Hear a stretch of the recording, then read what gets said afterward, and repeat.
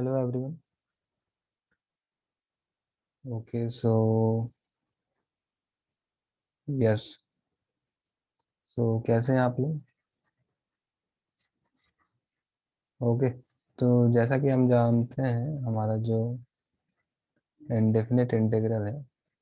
Okay, indefinite integral इसका जो है लेक्चर 1 हमारा कंप्लीट हो चुका है। लेक्चर 1 हमारा हो चुका है एंड ये जो मैं लेने जा रहा हूँ ये हमारा लेक्चर 2 है। Okay, lecture 2। अब सबसे पहली बात ये होती है कि लेक्चर 1 में हमने क्या किया था। लेक्चर 1 में सबसे पहले हमने जाना था कि प्रिमिटिव क्या होता है। ओके, उसके बाद हमने क्या जाना था? उसके बाद हमने जाना था कि इनडेफिनिट इनडेफिनिट इंटीग्रल क्या होता है। ओके, और इसको हम लोग इंटीग्रल भी बोलते हैं, जो कि हमने कल देख लिया था। एंटी डेरिवेटिव भी बोलते हैं। इंटीग्रल क्या होता है, उसके बाद इंडेफिनिट इंटीग्रल क्या होता है, एंड हमारा इंटीग्रेशन के जो इंटीग्रेशन क्या होता है, इंटीग्रेशन का फॉर्मूला, इंटीग्रेशन का सिंबल क्या होता है, एंड कुछ हमने फंडामेंटल फॉर्मूला देखे थे। ओके, नाउ जो कल हमारा बात हो चुका था, जो हमने कल थ्योरी पढ़ा था, कुछ फॉर्मूलाज देखेंगे। आज उन्हीं का हम लोग प्रैक्टिस करेंगे, उन्हीं के कुछ प्रॉब्लम्स देखेंगे, जिससे आपको समझ में आ जाए कि हम लोग किस तरह प्रॉब्लम सॉल्व करते हैं। ओके, तो इसको मैं हटाता हूँ एंड पिछले लेक्चर में तो हमने देख लिया था फॉर्मूला। तो आज उन फॉर्मूलों के यूज से हम लोग कैसे प्रॉब्लम सॉल्व करते हैं वो आज हम लोग देखेंगे। ओके, तो अगर हमारे पास कोई प्रॉब्लम है, लाइक कोई हमारे पास सवाल है, like x to the power 5 integration of x to the power 5 with respect to d x,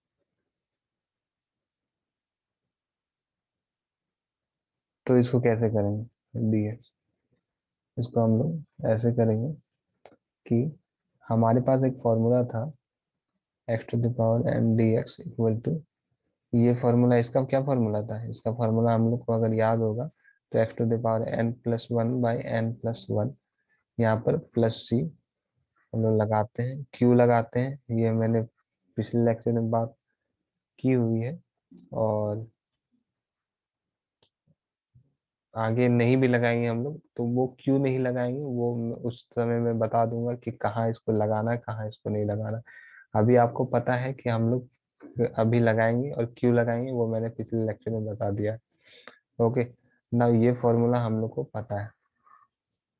okay, x to the power n plus by n plus one plus C, तो इसी formula को use करके हम लोग इसको solve करेंगे, क्योंकि ये इसी फॉर्मूला पर बनेगा और इसी फॉर्म का दिख रहा है। ये x to the power n form का है, तो इसको हम लोग इंटीग्रेट करेंगे।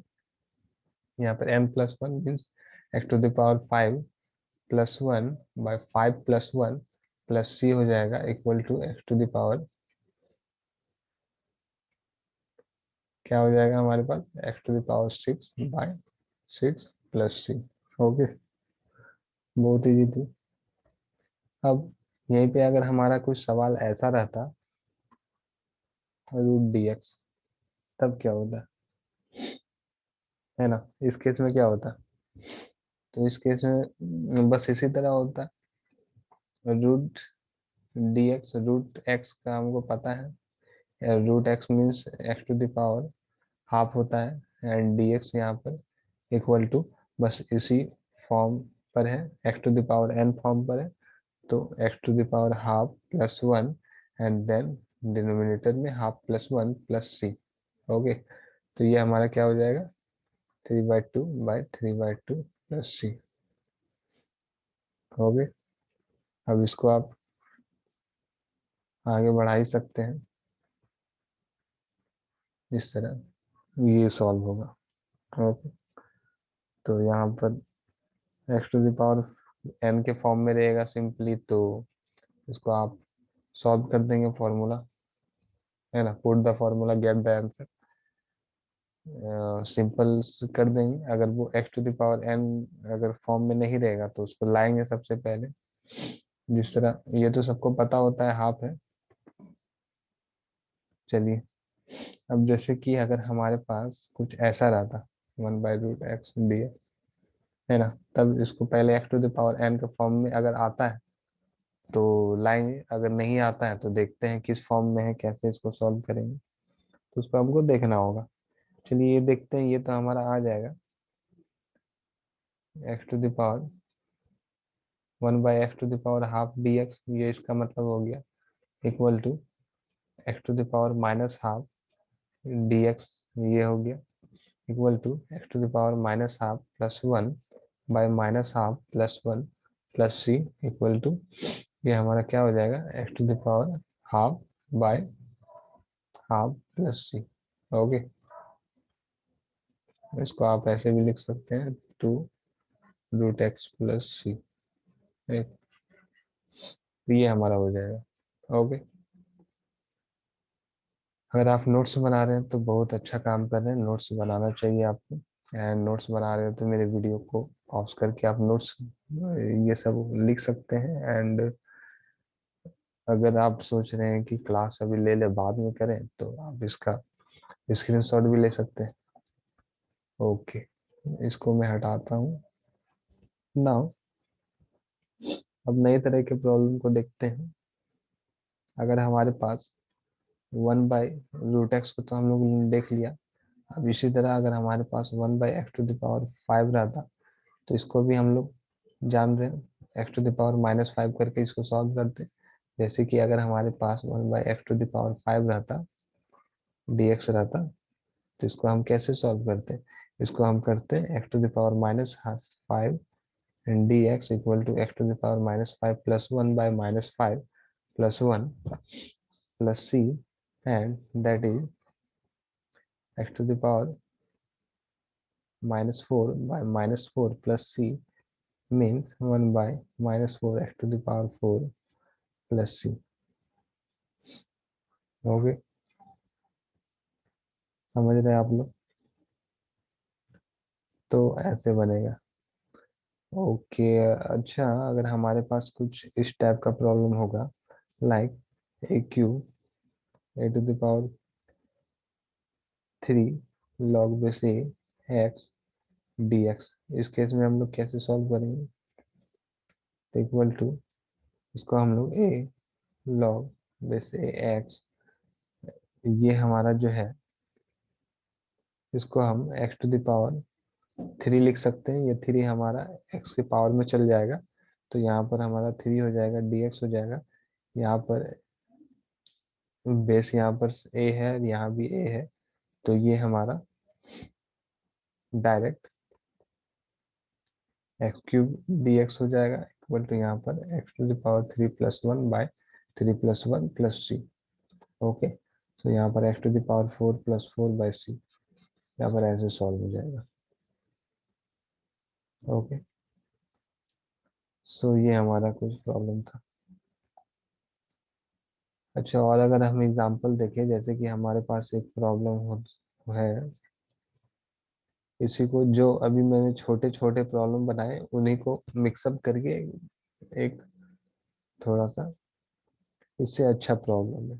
लाइक अगर हमारे पास प्रॉब्लम होता e⁵ log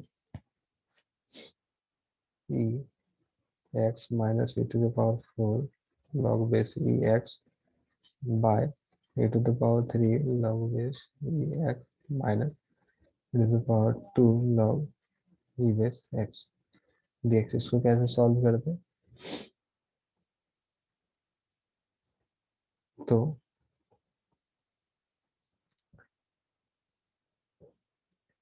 ये हमारा एक, ये तो हम जानते हैं, ये हमारा एक फॉर्मूला है, e⁻a log e base x equal to x⁻a होता है ना, कैसे होता है, इसको तो आप लोग सॉल्व करने जानते हैं ना, ये एक्स टू द पावर ए आ जाएगा, तो यहाँ पर ये हमारा एक्स टू द पावर ए हो जाएगा।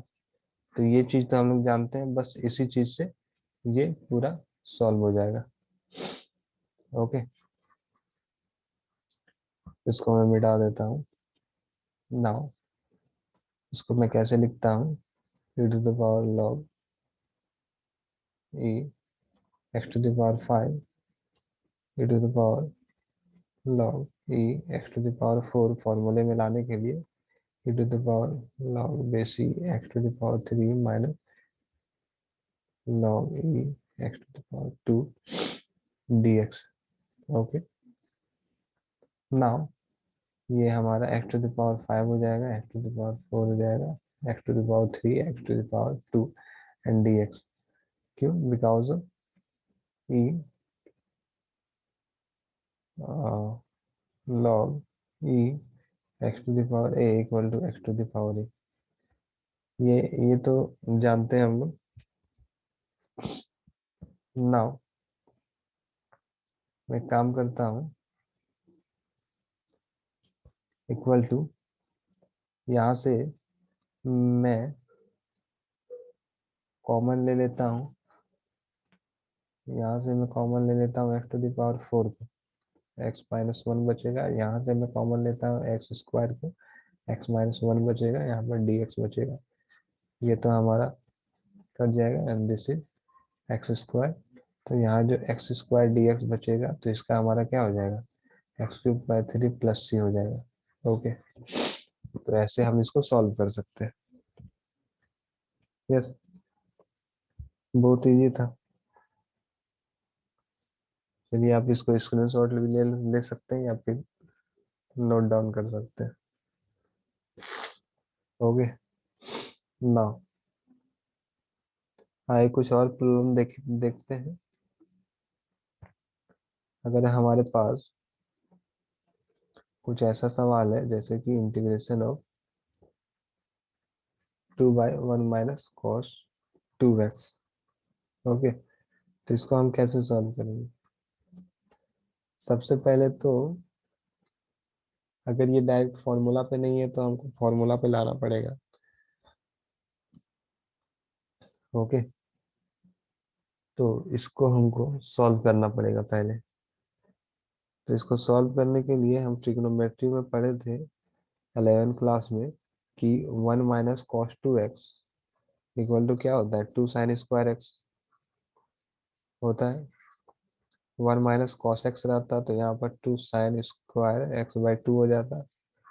ये चीज हम जानते हैं। ओके, तो यहाँ पर 1 माइनस कॉस 2x है, इसको हम 2 साइन स्क्वायर एक्स करके देखते हैं dx। इसको 2 यहाँ पर इसको हटा देते हैं, तो 1 बाई साइन स्क्वायर एक्स, अगर यहाँ पर कॉसेक स्क्वायर एक्स dx होगा तो ये डायरेक्ट फॉर्मूला पे आ जाएगा। Integration of cosec square x dx equal to, में हमने कल देखा था कॉट एक्स प्लस सी होता है। ओके, तो ये इस तरह सॉल्व हो सकता है। ओके, तो इस ये कुछ ऐसा सॉल्व होगा। अब देखिए, एक हमारे पास एनसीईआरटी का प्रॉब्लम है। ओके, एक एनसीईआरटी का प्रॉब्लम है, इसको देख लेते हैं। जैसे कि हमारे पास एक सवाल है हमारे पास cos 2x plus 2 sine square x by cos square x plus dx। ओके, तो इसको कैसे सॉल्व करेंगे? आप पहले वीडियो पॉज करके आप ट्राई कीजिए, उसके बाद मैं बताता हूँ कैसे होगा। तो देखिए हमारे पास जो है, इसको हम कैसे सॉल्व करेंगे। पिछले प्रॉब्लम में मैंने बताया कि 1 minus cos 2x equal to sine square x, 2 sine square x होता है। ओके, तो यहाँ पर 2 sin² x है, इसके जगह पर हम 1 - cos 2x को रख सकते हैं। यस, रख सकते हैं ना। तो क्या काम करते हैं, इसको हम रख देते हैं। cos 2x है हमारे पास यहाँ पर, plus 1 - cos 2x by cos² x dx। Okay, now मैं क्या करता हूँ, ये तो हमारा कट जाएगा, 1 - cos² x dx। तो इसको हम ऊपर लेके जाते हैं। 1/cos² x हमको पता है, ये ऊपर जाएगा तो sec² x हो जाएगा। तो यहाँ sec² x dx लिख सकते हैं। अब sec² x का इंटीग्रेशन का फॉर्मूला हम लोग जानते हैं, tan x प्लस c होता है। तो ये हमारा tan x प्लस c आ जाएगा। ओके, तो ऐसे हमारा सॉल्व होगा। ये एनसीईआरटी का एनसीईआरटी का प्रॉब्लम है। यस, तो होप यहाँ तक आप लोगों को क्लियर होगा। एंड कुछ भी दिक्कत होता है तो आप मुझे कमेंट में बता सकते हैं, और आप मुझसे इंस्टाग्राम पर भी जुड़ सकते हैं। वहाँ पर कोई भी डाउट क्लियरिंग करके डायरेक्ट वहाँ पर हमको डीएम कीजिए, और जो भी प्रॉब्लम होगा वो वहाँ पर हमसे पूछ सकते हैं। तो चलिए और एक प्रॉब्लम देख लेते हैं हम लोग, बहुत इजी सा है। जैसे कि अगर हमारे पास एक क्वेश्चन है, e⁻a log ac x तो ये क्या हो जाएगा, ये तो x⁻a+1/a+1 है ना। यही होगा। कैसे होगा, e⁻log base e x⁻a dx होगा। एंड ये तो हट जाएगा, x⁻a dx होगा। एंड ये तो डायरेक्ट फॉर्मूला पे आ गया, तो x⁻a+1/a+1 + c होगा। ये कहाँ से लिखा मैंने, e log e x⁻a होता है। ओके, तो ऐसे आप इसको बना सकते हैं। तो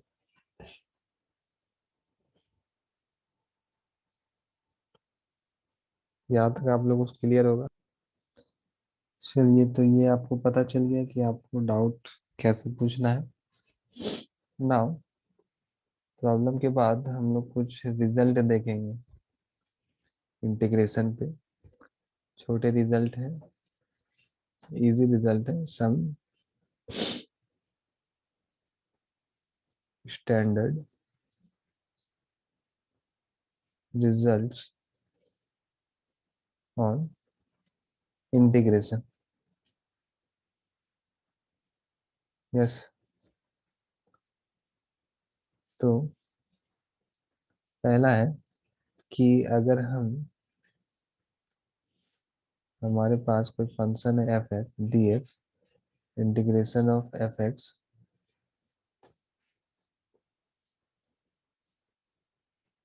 एंड इसको फिर हम डिफ्रेंशिएट करेंगे। ये ऐसे, सॉरी, ये तो यहाँ होता है डिफ्रेंशिएशन में। ओके, तो ये हमारा फंक्शन खुद होगा। ओके, अगर हम कोई फंक्शन को पहले इंटीग्रेट करेंगे, उसके बाद फिर उसको हम डिफ्रेंशिएट करेंगे, तो हमारे जो इंटीग्रांड होगा इसको हम लोग क्या बोलते हैं, इंटीग्रांड, वही आ जाएगा। ओके, या फिर अगर मैं ऐसे ऐसे बोलूँ, D R D x F x, और फिर इसको हम इंटीग्रेट करें, तो ये हमारा फिर से एफ एक्स आ जाएगा।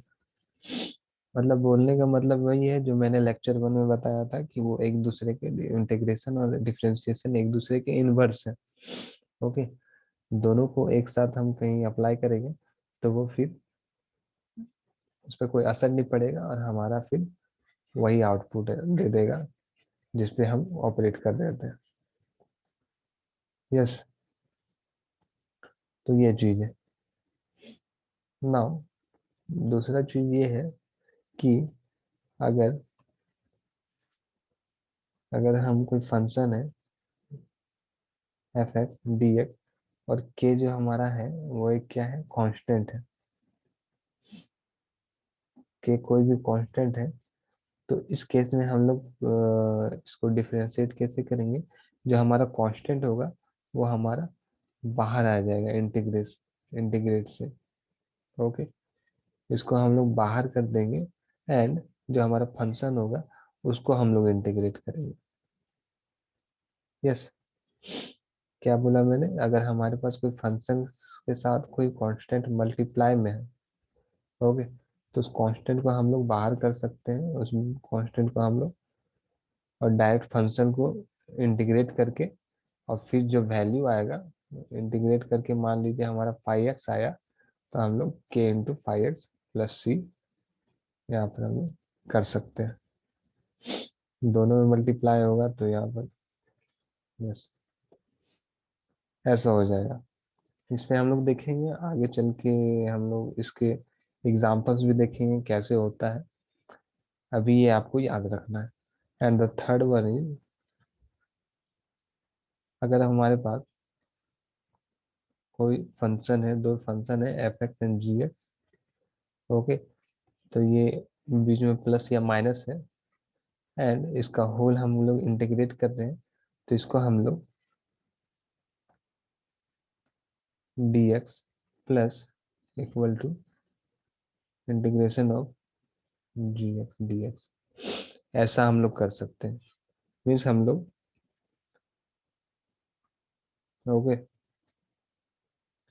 यहाँ पर कॉम्बाइन जो था, ये भी हो सकता है पहले हम लोग दो फंक्शन को, अगर वो ऑपरेट होता है प्लस माइनस जो होता है, अगर ये हमारा इजी पड़ रहा है तो हम लोग पहले इसको प्लस माइनस करके ऑपरेशन लगा के इसको सॉल्व करके हम लोग इंटीग्रेट करेंगे, या फिर अगर हमारा ये इजी पड़ता है तो हम लोग इसको ऐसा भी कर सकते हैं।